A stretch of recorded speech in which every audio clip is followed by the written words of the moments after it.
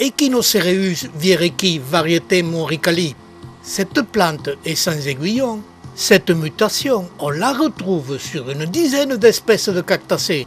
Ce que je ne sais pas pour cette espèce, si ce phénomène est apparu dans la nature ou en culture. L'espèce type a de très grands aiguillons. Là, ils sont tout petits. Ils ont à peine 1 mm de long, ce qui les rend inoffensifs pour protéger la plante des rayons solaires et des animaux.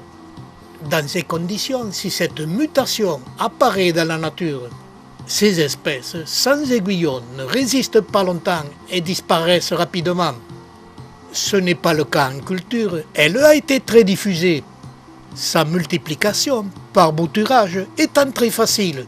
Séparer un simple rejet, le laisser sécher 1 mois ou 2 avant de le replanter. Elle est très polyphère, ce qui a facilité sa multiplication.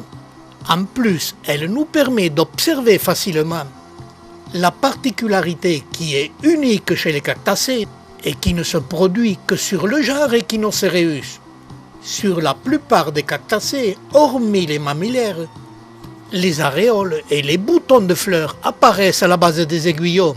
Sur les Echinocereus, les boutons apparaissent à quelques millimètres à l'intérieur de la plante, ce qui provoque l'éclatement des aréoles en donnant l'impression d'un accouchement des fleurs très difficile.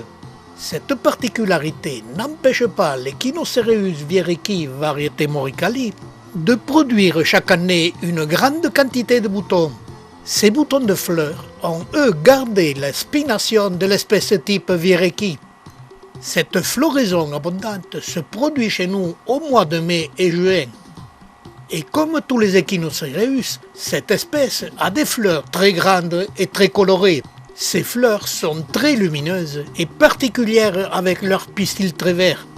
Et très nombreuses, elles finissent par recouvrir toute la plante.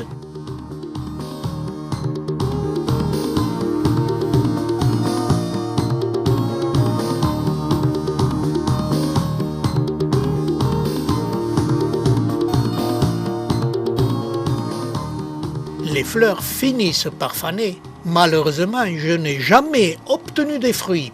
Et il faudrait, pour obtenir des fruits, croiser cette évolution avec l'espèce type Echinocereus vierechi, ce qui donnerait des semis aux 2 particularités, avec aiguillons et sans aiguillons, mais aussi avec des aiguillons intermédiaires.